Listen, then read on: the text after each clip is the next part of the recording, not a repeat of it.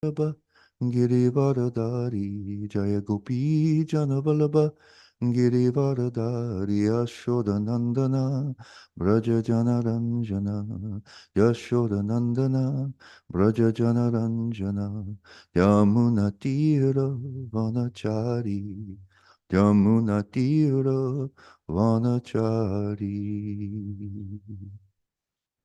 So today's verse is 10:60:43. It's continuing the dialogue between Krishna and Rukmini.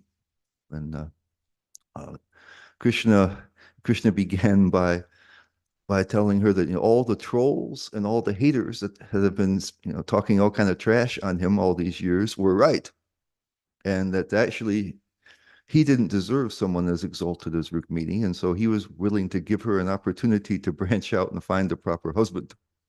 And so that kind of struck her like a thunderbolt. And then we have this whole other discussion that goes on. So she's part of her, this is part of her response. And she says, because you are suitable for me, I have chosen you, the master and supreme soul of all the worlds, who fulfill our desires in this life and the next. May your feet, which give freedom from illusion by approaching their worshiper, give shelter to me, who have been wandering from one material situation to another. And the purport says an alternate reading for Shuttabihi, which means here in this it says by the various movements from one species of life to another, is Shuttabi, in which case the idea Rukmini means various things heard. In which case the idea Rukmini expresses is this: I have been bewildered by hearing from various religious scriptures about numerous rituals and ceremonies with their promises of fruitive results. Srila Sridhar Swami gives this explanation, while Srila Jiva Goswami and Srila Vishwanath Chakravarti Thakur give an additional idea Rukmini might express with the word Shuttabihi. My dear Lord Krishna, I am bewildered by hearing about your various incarnations. I heard that when you descended as Rama, you abandoned your wife Sita, and that in this life you abandoned the gopis. Thus I was bewildered. It says, it is understood that Srimati Rukmini Devi is the eternally liberated consort of Lord Krishna, but in these verses she humbly plays the part of a mortal woman taking shelter of the Supreme Lord. So I guess a couple of things that when you read the verse, it seems like a pretty straightforward thing, kind of straightforward philosophy. It's something that we can apply to our own situation and lives. But when you read the commentaries from the various acharyas, you see there's a whole lot going on behind the scenes in Rukmini's mind and emotions. She seems like she's kind of calmly saying this, and you'll see she, calmly, she one point by point will refute all the things that negative things that Krishna said about himself, and but there's a whole lot of things happening here, and at the end, it says that she's humbly playing the part, and from that we shouldn't understand that she's play acting here. Uh, that would not be the correct situation. Jiva Goswami says that this dainya, that this humility that she's expressing is genuine. She feels this. This is so it's she is the eternal consort. That's a fact. But what she's saying here, she's saying with all of her heart. She feels it. She's experiencing it. She believes it. This is part of the dynamic here of how um, prema builds on itself through the lila and the love. They interact in ways that increases the love and increases the prema. That's the whole purpose. When we call lila pastimes, this was happening. It's all based on this intense love and the relation, and it's fully absorbing. Like when we talk about rasa, it's something that completely absorbs your whole existence. I don't know. It's the word also is used in drama, where there's a moment where that just fully captivates, I guess, the audience and the characters. So we may have had that kind of experience where time seems to slow down. It's so your whole self is present in that moment, and you feel so alive and vibrant.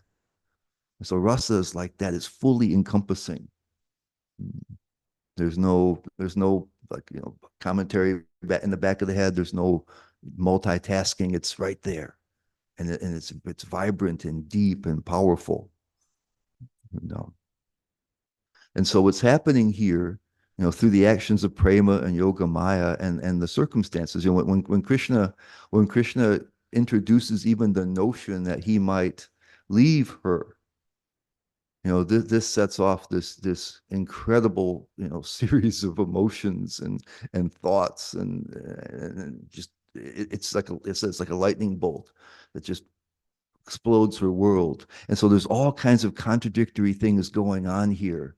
And how it plays out is all designed to deepen her love for Krishna, deepen her experience of Krishna. And so here, when she's feeling like she's a conditioned soul, and birth after birth after birth, right? She's is wasted, and now she's finally found Krishna, the one who's suitable for her. And she's also, the acharyas say that she's saying that she wants to take shelter of Krishna birth after birth after birth. She says, I not only have chosen you now, but I want to choose you every future birth.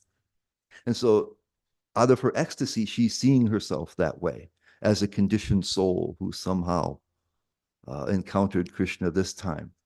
It looks like it's interesting that dainya, or this humility, it has different flavors. And there's a flavor that's dominated more by Krishna's majesty and grandeur and power and position and what he is.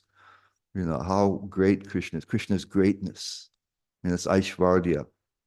And when there's kind of almost full Aishvarya, the devotee there's no motivation for service there, because Krishna is so great. How can someone so small do anything for him? So it's almost just an astonishment and an appreciation. There may be love there, but Krishna is so much greater that there's no interaction is really possible, because Krishna is just so great and we're so small. The difference is so clear. Um, and uh, and the other part is the madhurya, the sweetness part of Krishna. So where people have relationships with Krishna, there's different levels, right? There's the two you can turn the volume of one up and the other one up, the sweetness or the greatness. And so in Dwarka, the devotees have quite a bit of both. Sometimes they understand Krishna's position as the Supreme Lord, and in that way they will understand also their position, right? What the acharyas say, that not only is Rukmini saying that she wants to take shelter from life after life after life, but also at the same time, or in succession, she understands that she is the eternal consort of Krishna. And so not only does she choose him in this incarnation, but in the other incarnations, expansions of Rukmini are present with Krishna. So she's always with him, even throughout all of these other incarnations. So she's chosen him not just as Rukmini, but she's chosen him in all the other incarnations where she's a little bit different, right? From Radharani, all the other entities uh, proceed as expansions, and then all the Lakshmis come. So Lakshmi is like an expansion of the position that Rukmini is in. So she's actually so powerful. So she understands that in one sense also, that you're my eternal. How can you leave me, right? How can we be separated? Because we're together not only in this incarnation, but I choose you in all the other ones too. And then from the other side, so that is really beautiful. It's a dainya. Yeah, dainya is the word that's being used here. So it says from an intense prema, she gets this impression that she's a conditioned soul, because this also is a very powerful way to see Krishna, right? That here you are, a helpless little entity and sufferings for so many lifetimes. And here's Krishna kindly rescuing you. You can find shelter at Krishna's lotus feet. Mm. And so even if it's not true, for her, being able to see it like that enhances her love. So she's having all these things going on. She says, she's heard about this other incarnations where he leaves. So that thinks, maybe he can leave, right? She never thought he could leave her, right? And they're together through all these other incarnations, but yet he's left Sita, he's left the gopis. Maybe it's possible. So again, it's making her very insecure. She's freaking out, but she says, I accept you birth after birth, incarnation after incarnation. You're the only one for me. And when she's feeling all these different extreme things, right? And that causes her to appreciate Krishna more, to deepen. And so what's going to happen is later on, she's not going to think of herself as a fallen conditioned soul. But how the level that increases her love will be permanent. So whatever happens to increase the intensity of the love. So the devotees in the spiritual world, they're 100% devoted to Krishna. Prabhupada says, cent percent, 100%. But the intensity is always increasing. Otherwise, even the spiritual world could be boring. Right? So the thing about rasa is it's dynamic. And the lila and the rasa and the prema interact to deepen the connection, to expand the connection, to make it more vibrant and powerful. It's always growing. The love in the spiritual world is always growing. Krishna's love is growing. The devotee's love is growing. It's deepening. It's intensifying. It's dynamic. It's not the same. Every day, when even though the lila comes in pretty is repetitive in many ways. So the same things happen the same sort of things happen at the same times. But each time when the devotees come with Krishna again, the separation or the other actions that have happened in their previous interaction have deepened their love. And so the desire to see Krishna and to serve him and to please him in some way. So their heart, it says, that they need to serve him for the satisfaction of their love. That Krishna, they feel like they owe him everything. There's nothing they can do. So it says in the Chaitanya Charitamrita, I think that it's like that prema is like boiling sugarcane juice. It's so sweet, but yet it's burning because it leaves you with this feeling that you need to reciprocate with Krishna. Your whole being needs to do something in return. That Krishna is so wonderful. Krishna is so amazing. Krishna is has given you so much just by his existence, and what to speak of all the wonderful things he's done with you and for you, that you're just burning to show some reciprocation. You need that. It's just there's not even any kind of mental mediation between the two. You just need to. And when there's separation, that is also just building up and building up. And so that's why it says it's ever fresh in the spiritual world, because even though a lot of the sorts of things are happening repetitively, Krishna goes and herds the cows, he comes back, he meets with the gopis at noon, all the various things. The Ashtakaliya Leela is kind of, put out there. There's certain general things that happen, day after day. But every day is a new day because Krishna and the devotees are more deeply in love. Their love has expanded the previous day. So it's just like the first time. So now you'll see Krishna with even deeper eyes of love, and Krishna will see you with deeper love. And the things will happen during the day that cause you to have the love flame up, because the udipans that make your love flame up. And then you'll go away, and the love will expand through separation. So it's a very dynamic process. So all kinds of things are going through her head. She's seeing herself like that, seeing Krishna as her savior from millions of lifetimes, birth after birth. And she not only is she choosing him now, but she will choose him for all of her life. And in the one side of, and so they slip back and forth, right? In Dwarka, sometimes like you'll see that with it happens quite a bit with Vasudeva and Devaki, You see when Krishna kills Kamsa, right? The Vasudeva and Devaki come up with him very reverentially. And then Krishna says, "Oh, what kind of children we left you in fear of Kamsa. We couldn't do any service for you." And he becomes very sweet, and they start to treat him like their son. They take him on their laps and smell their hair. And even when he's born, you see those consecutive verses where they says, you've come to kill Kamsa. And then she says, but if Kamsa finds out you're here, he'll kill you. So they go from understanding Krishna as God to he's their son and they have to protect him. And also in when the after the meeting at Kurukshetra, where the Dwarka Vasis, the Hastinapur Vasis, the Braj Vasis, and the great sages come and meet at Kurukshetra, the sages say how Krishna is God, and Vasudeva hears that. And when they go back to Dwarka and Krishna comes to bow down before him, like because he says, "You do that to your father," he says, "No, no, you're not my son. I know who you are. And I should be bowing to you," basically, he says. And then Krishna speaks all these sweet words to him and bewilders him again.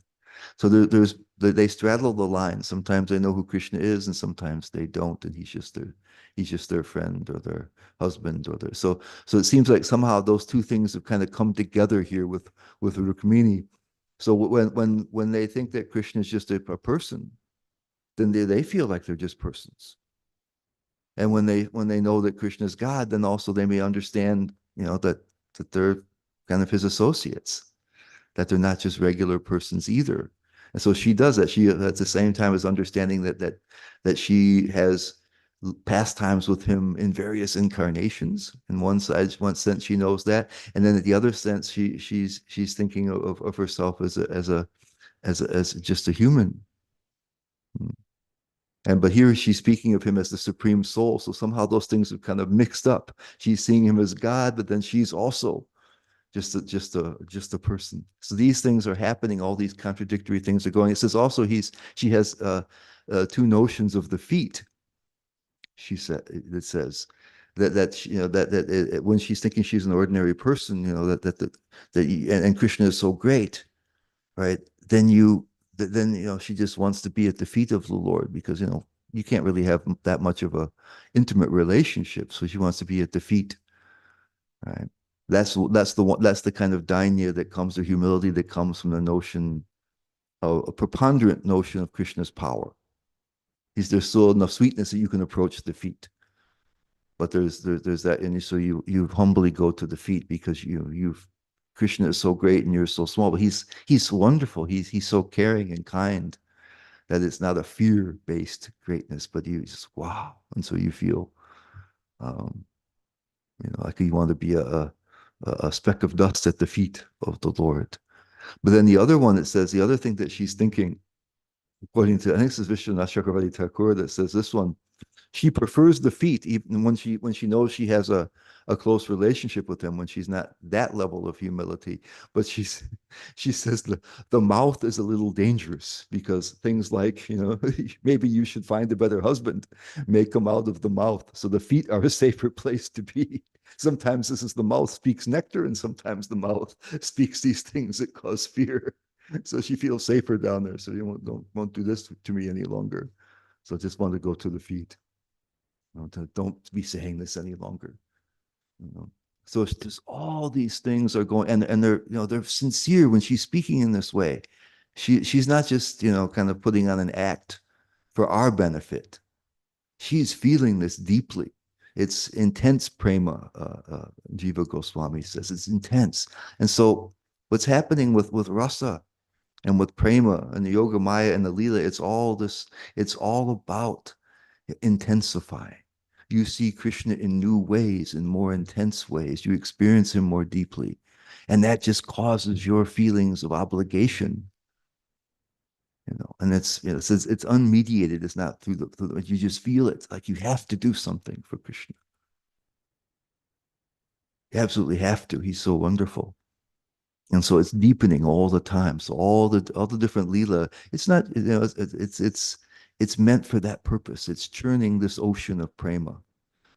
It's causing her to see these things in these very powerful ways, and causing her love for Krishna. That this notion of maybe being separated causes her love to go. And even there's some, it's like contradictory, right? Because the logic of prema is to increase itself, and so if it has to do, to go away from normal rationality, it's a higher level of rationality that's going on here. So if it's contradictory and even wrong, I mean, she's not a conditioned soul. It doesn't matter. Like, who cares? Who cares for consistency? Who cares for rationality? We want to have prema go on and increase. This is what, this is it. Prema captivates Krishna. He's fully captivated. It says it's Krishna Karshani, attracts Krishna. Prabhupada usually even says controls Krishna. It's he, because he feels the burning desire to please his devotees, because it's so, their love is so pure and so wonderful. So it's a mutually captivating thing. And it's to them, it's timeless. Right? They don't have a conception of time because they're so absorbed in the moment. It's I think what happens is, as we get older, time seems to go by more quickly. I think it happens for most of us. And I think what really happens is that we've, so many of the things we've done, we felt like we've done this all before. And so it doesn't even get noted as a new experience or factors in time. So, what happened? What did you do? What happened for you this week? Oh, nothing. Same old stuff. And so the week just slips by. Where when you're younger, everything is fresher and newer, and you're more absorbed in things. And and for you, it just seems like, a year is a long time. And now, as you get older, year quite keeps going by more quickly and more quickly. So they're so absorbed in every moment that they don't think that, hey, we've been doing this for for eternity. Nobody's, and it's nothing is changing. So she can feel that so in this moment she can feel like, oh yes, this is just one life. You know? So that the spiritual world is not, it's not peaceful. It's not shanti. I mean, it's vibrant, it's powerful, it's intense, you know, and it's beautiful, because it's driving this thing that captures Krishna. That prema is what Krishna has decided is the thing for him. This is his real identity. Everything else he has there, all of his other avatars and incarnations and all the other things he does, all of his powers and all that kind of stuff, that's there, and he's the source of everything. But that's boring for him. What captivates him is he wants to be, ultimately, when he's in Vrindavan, he wants to feel like he's on the same level or even below his devotees. Maybe he feels dependent on Mother Jashoda so that he can love. It's easy for him to be loved, but for him to love, and so his prema draws him in, and he's captivated by that. So his love for his devotees is increasing, and their love is increasing. And so so if we know enough, I mean, this is why the acharyas, they can see so much behind this verse, which seems so straightforward, that there's so much going on under the behind the scenes that's deepening the connection. It's not just a nice kind of philosophical discussion once she recovers from the initial shock, but the shock is reverberating in all these different ways. And when they come out of this, both of them are going to be more attached to each other. The love is going to be increased. And that's the whole purpose of activity. It's the whole purpose of what's going on in the spiritual realm, is to churn that ocean of prema and to deepen it. And so that's going on. And so the whole Bhakti Rasamrita Sindhu, the Prabhupada, Nectar of Devotion, so much of the discussions on rasa come from the Bhagavatam. And so those who are it mentions, right, in the first couple of verses, right, the knowers of rasa, Bhagavatam is meant for that. So those who understand the rasa see so much going on there. It's like if we read Krishna book or read the 10th canto like we're doing, it's not the stories They're interesting stories. They also work as stories. But what's really happening is we're seeing the rasa. And so those like the acharyas who can see behind that, they can experience, some of the rasa that's going on there. So even at the highest levels of spiritual realization, they're not so worried about the story, but they're worried about how each of these interactions is affecting Krishna and affecting the devotees. They're seeing and they're able to see that and understand that because they're on that level of it. They're experiencing rasa themselves and prema themselves. So they can see, oh, this is what's really happening. And so what seems like, just the nice little stories, Krishna kills the demons again and again, and he's going to win, but what's happening is it's churning this ocean of rasa. It's churning the ocean of prema. It's deepening the connection. These are vibrant, powerful experiences that allow them to be fully absorbed in that and experience things from different angles and different ways and have different constellations of emotions and things are going on that just deepen the focus on Krishna and expand the love. So it's a never-ending thing. I mean, as far as we know, it's been going on eternally, and it just continues that way. And so this is the really the unique thing that's given to us, that's emphasized in our tradition, coming from Lord Chaitanya, is this especially the mood of Vrindavan. It's not that difficult actually, to just go to Vaikuntha. According to Vishwanath Chakravarti Thakur, he says the karma mishra bhaktas who just want something from Krishna. Krishna is so kind, he awards them that, but they don't have that love. They don't have the connection. They just enjoy the happiness and the powers of being in Vaikuntha, which, I mean, it's a big upgrade from where we're at. There's no doubt about it. But it's, to us, little persons here in Kali Yuga, the door is open for us to be part of what Krishna keeps for himself. Right? When it says that this is very confidential or private, right? This is Krishna's private world. This is where he finds his full fulfillment. Is in prema. This is a core part of his identity. And so there's lots going on in this dynamic here with Krishna and Rukmini. And of course, on our level, we can't fully appreciate it, but I think it's at least interesting to know that there's something really powerful happening. It's not that she's just, with some good form acting out a part for our benefit. She feels that with all her heart, even though it's not true. A little yoga maya never hurt anybody, you know. And because it now she sees him, as her savior, life after life after life. Beautiful. So then, so that's it's even more disastrous that Krishna might leave her. Right. So all these things are playing off each other. It's this cocktail of all these contradictory emotions. And it's just deepening the connection. And Krishna's seeing this and he's becoming captivated. He understands what's going on. So on the surface seems like a very straightforward verse. He's the master and supreme soul. Here we are in the material world. His feet is our shelter. He fulfills our desires life after life. We should take shelter of Krishna, and that's perfectly valid. It's quite true. But there's so much more going on behind the scenes here. If you hear what the acharyas have to say. So anyway, so there's 15 minutes left. So why don't we pause here and have comments and questions and complaints, whatever you got. This time is yours. Yes, Jeffrey. Hare Krishna Prabhu, thank you for this class.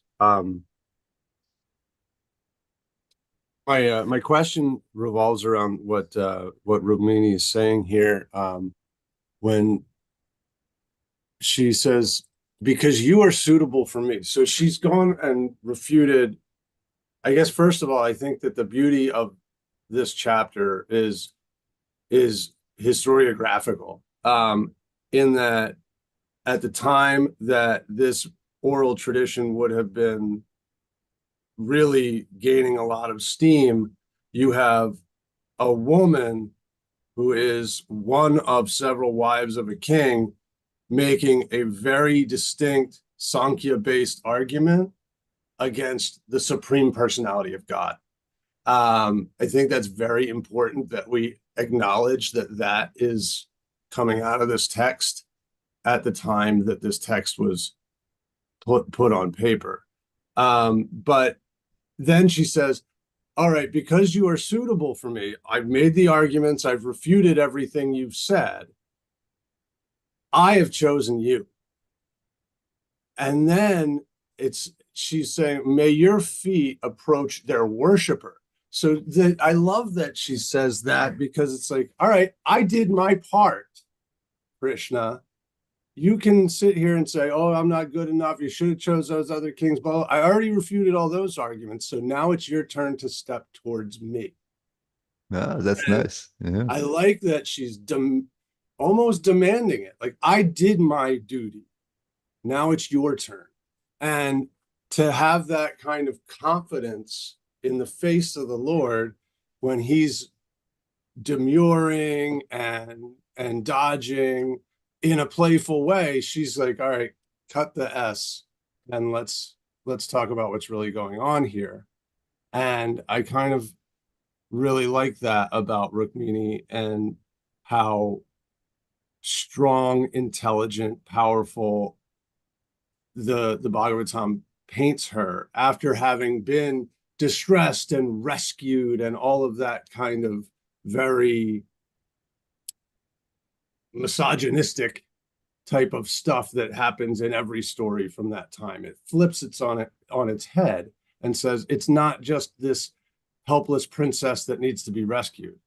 She also has a cogent and advanced understanding of Sankhya philosophy and the ability to argue to the point where she can argue against God.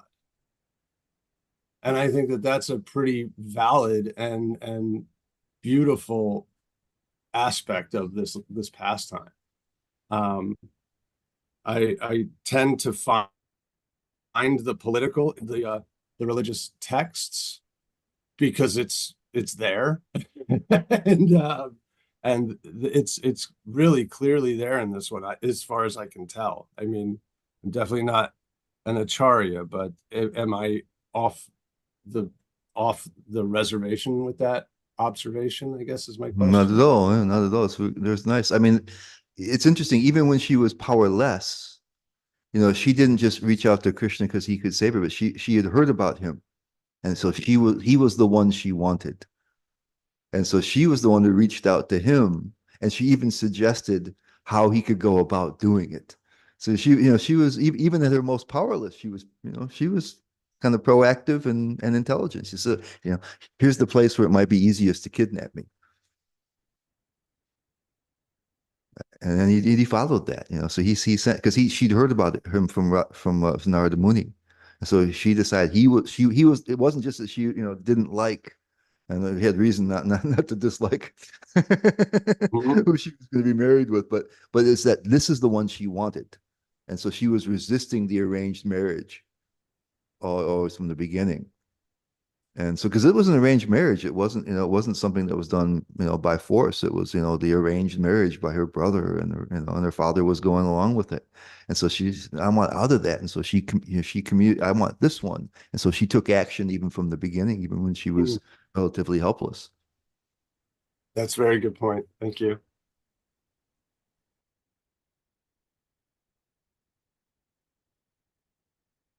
It My looks like we have older brother, thank you very much, but I decline. looks like we have a question or comment from the temple room. Mhm. Hey, Krishna Prabhu. Thank you for this really enlivening class. My one question is how we can get more of your association. Well, I don't know. I'm in Potomac, Maryland, and I don't know. I come here every once in a while. I don't get around that much, but I'm happy to talk with anybody anytime. No problem. Okay, great. I'll take you up on that. I'm a, yeah, yeah. go I did ahead. I did have one other question. I'm wondering how we can cultivate this mood of deep affection for Krishna and how that will spread over to devotees. For example, when I was in Mayapur, the head of the Mayapur Institute was teaching us Bhakti Rasamrita Sindhu, Nectar of Devotion. And he revealed that we're practicing the Vaidhi Bhakti, but the correct way to practice Vaidhi Bhakti is to practice it in such a way that we develop rag or spontaneous feelings. Like even just, he gave the example of the spiritual master instructs to put a garland on their deity every day. And then they develop the rag, which means like this, to be like, oh, maybe I want to go myself to the store instead of getting pre-made ones. Like I'll go to myself to the store and get specific flowers and make it very nice for them. Like that's a spontaneous thing. So we describe that as like the beginnings phase of rock. So I'm wondering how we can begin our journey of developing this kind of spontaneous feeling. Well, I'm glad people are talking about that because, Prabhupada mentions this just in a few places. And I don't think we've discussed that all that much.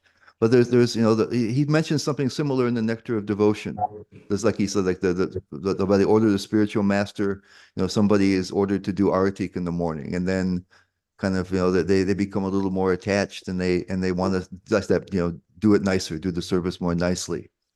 He talks about spontaneous devotion is a letter to Kurandar, a famous letter he wrote to Kurandar, I think in 72 or something. He was a leader in Los Angeles. And he said that devotional service should be individual, spontaneous, and voluntary. And then even in a lecture in 1966 with brand new people, he says that devotional service should become spontaneous. And he said, that just like you have a lover, then you kind of seemed like he's paused and rethought that, like maybe that's kind of complicated. So he said, like a mother for the child.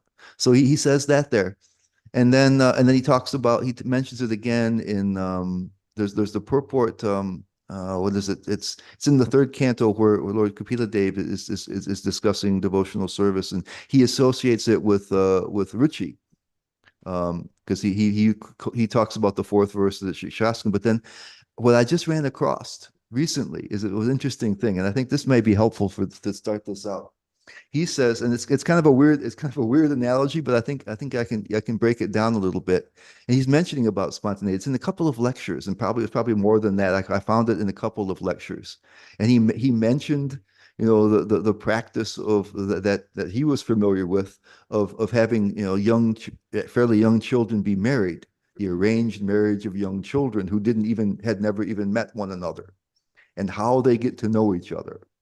And so he says that usually the young girl brings a tiffin, kind of regulated and that's completely Vaidhi, right? By the order of their parents. She doesn't know this guy, and she brings a tiffin. Right.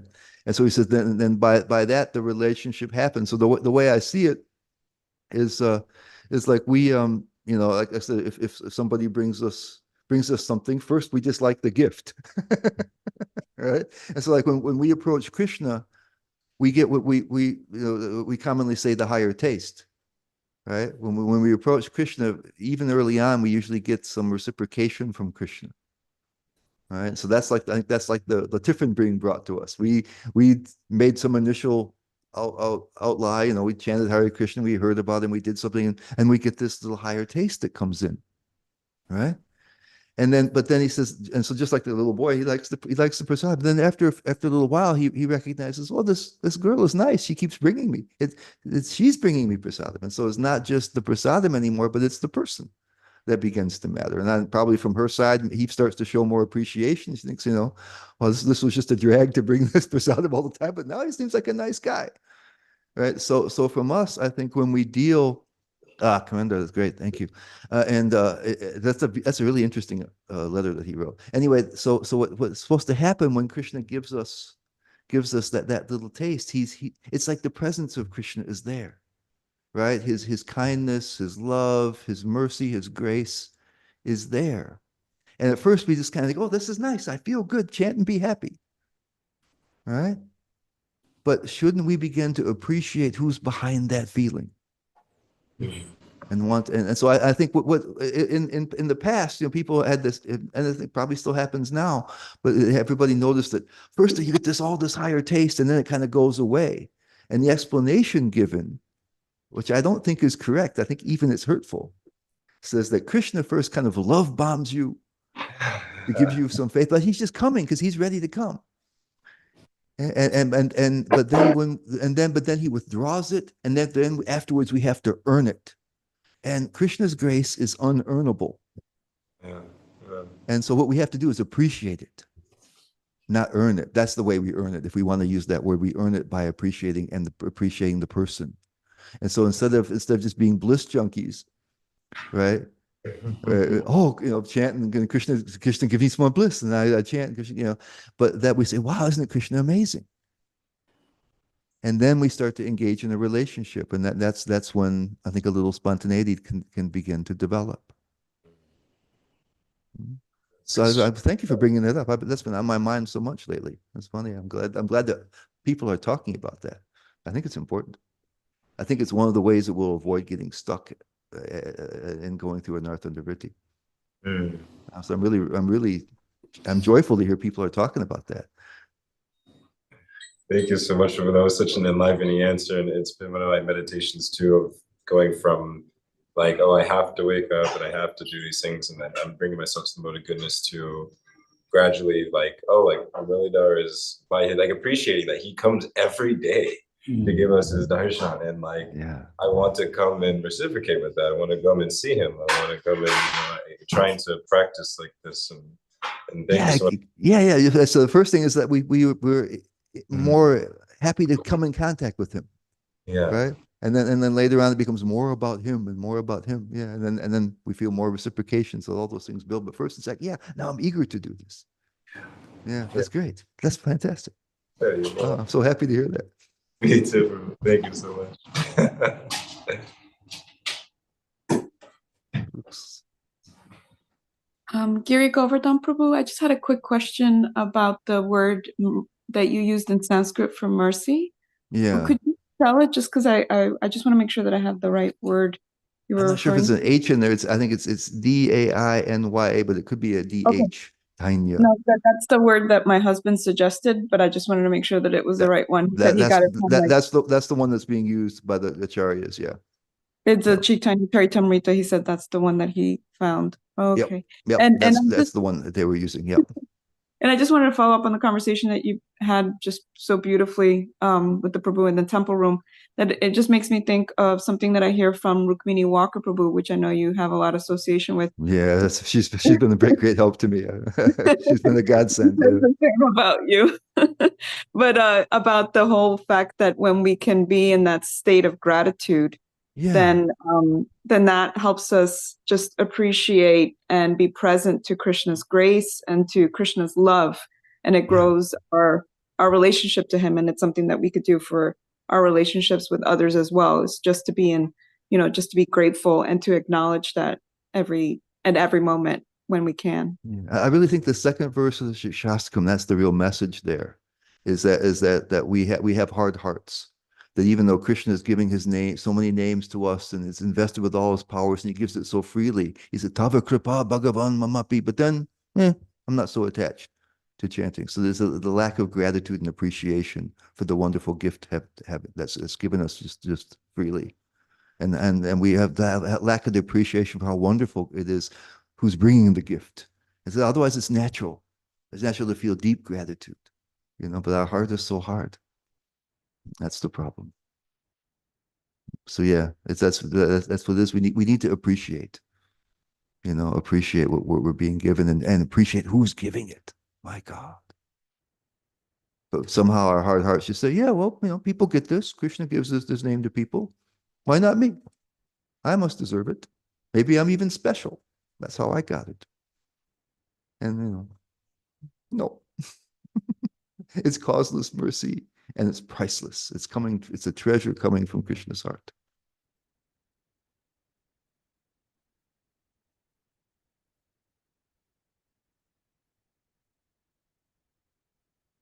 Does anybody else have something they want to share, or is it darshan time?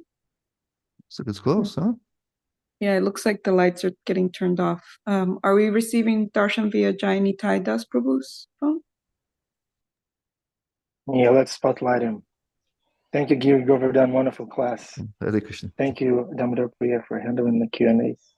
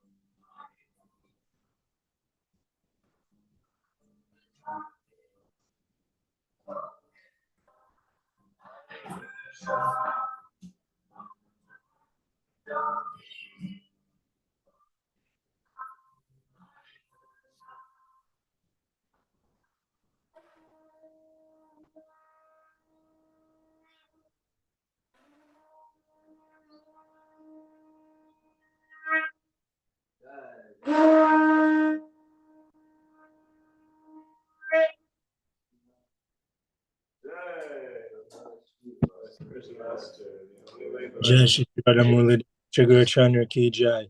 Jani Type Zoom crowd appreciate your angles. You're the best Darshan producer out there.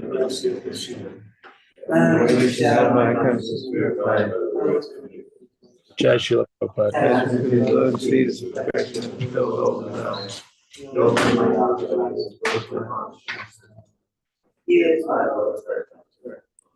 Static prayer emanates 5 fingers destroy. In scripture saying this character.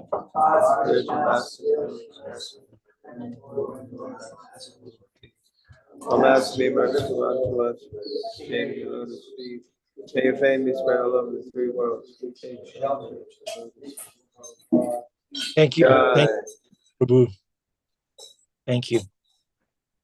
Please tell the pujaris that the dress is wonderful today. Yeah, Vasudev Prabhu and his crew, they're not fooling around. They're spot on every single day. Giri Govardhan Prabhu, do you have a few more minutes? Sure. Does anyone have a question? There's some questions in the chat from Jeffrey Eckler. Yeah, yeah, Jeffrey, I think those are, it's a matter of like intensity. So like there's two kind of angles you can come, how amazing Krishna is, and how incredible it is that someone so wonderful should care about me. So therefore, in comparison, I feel it's a beautiful feeling, right? Because somebody so wonderful cares for you. So that feeling of smallness is a beautiful feeling. And then the wretchedness is like, even if you take that further, like compared to Krishna, I'm nothing, and yet still he cares for me. And then the other thing is my lack of ability to properly reciprocate. How can I ever repay that? And even though I'm doing everything I possibly can, that's why the advanced boys think they're doing no service, because they're not moving the needle. Their repayment is still infinite. Their debt is never decreased; it's only increasing. So they're saying, "I'm not doing any service because it's not doing anything." Right? All right, Krishna. No, you make a very good point there. When we Westerners hear the word wretchedness, it brings like a depressive kind of imagery of, I'm not good enough or whatever, but in a negative kind of self-deprecating sort of way. But Yeah. what it really is I'm actually not capable of reciprocating this. Yes. Okay. Yeah. I got you. I've received so much, and Krishna is so wonderful. So it's not low self-esteem. Oof. It's an ecstasy. It's an absolute ecstasy. Yeah. Here we're dealing with Krishna, who has no limits. So there's no limit to our reciprocation with him and his reciprocation with us. Thank you for highlighting that point, Giri Govardhan Prabhu. I'd like to acknowledge Madan Gopal Prabhu, who is in this call. Madan Gopal Prabhu, would you like to speak? Haribol Prabhu, thank you. It is a very wonderful point about, just make a quick point that I appreciate is being spoken here, is that Krishna's greatness is infinite, and his love for us is also infinite. Mm. So when our acharyas like Bhaktivinoda Thakur, they pray that, I have no love for you, my Lord, I have nothing, even though of course they have so much love, but what I understand is they're saying is that, my Lord, your love for me is like an ocean. All I have is a cup or a bucket at the most. It's completely maybe full, but your love for me is so much more. And so I feel like, I have nothing.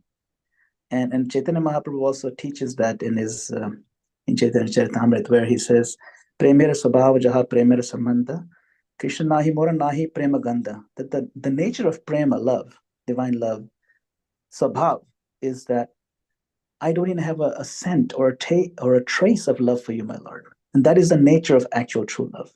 So again, it's the humility is reposed in adoration of the Lord's immense love for us. And so it's nothing to do with self-deprecation necessarily, or that I'm so fallen. The focus is on Krishna. So it's a very sweet way of looking at humility. Yeah. And the interesting thing is that Krishna feels the same way. He feels that the purity of the Lord, of the devotee's love, is so priceless he can't repay it. And we hear that with the gopis in the Gopal Champu. It's mentioned that when Krishna wants to appear in this world, he finds the couple that has the highest level of parental love, and when he understands their love, he feels like he needs to repay them. He's indebted to them, and so he repays them by becoming their son. And even then, he feels like he hasn't repaid them sufficiently. So it's the same mood on Krishna's side. That Krishna is so wonderful because he's also the most beautiful and charming, what to speak of great, and his love is so incredible. And so how could we could never deserve it, but the devotee's love is so intense because Krishna is so amazing. It makes an intensity of love. You know, the disparity there. Krishna is being so amazing and powerful and wonderful, and we're less. But so it creates this greater, you know, potential energy. And so the love of the devotees is so intense that it's Krishna Karshini. It attracts Krishna, and he feels he can't repay it. He wants to love with all his heart. The devotees want to love with all their hearts, and Krishna wants to love with all his heart. That's his particular manifestation in Braj, where he can be loved with all the hearts of his devotees, and he can love with all his heart. It goes both ways. It's amazing. This is really wonderful. Thank you, Prabhu. Appreciate it. Thank you, Giri Govardhan Prabhu. Hare Krishna. Thank you, all of you. This is such a wonderful Sangha. You know, What a my month, makes my whole month. Yeah, thank you. Thank you. Wonderful class. It was all about Krishna, Krishna-centered class, which is wonderful. Yeah, Krishna is not up there getting bored. Oh, I'm being worshipped. Who can I worship? It's not that. Krishna wants to repay and reciprocate. That is wonderful. Okay.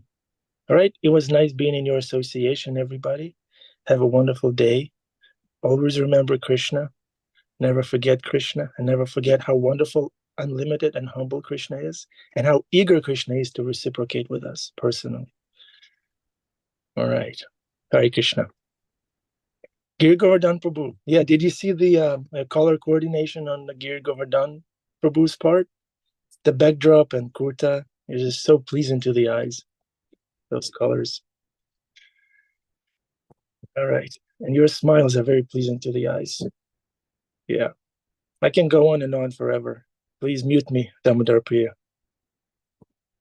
All right. Hare Krishna.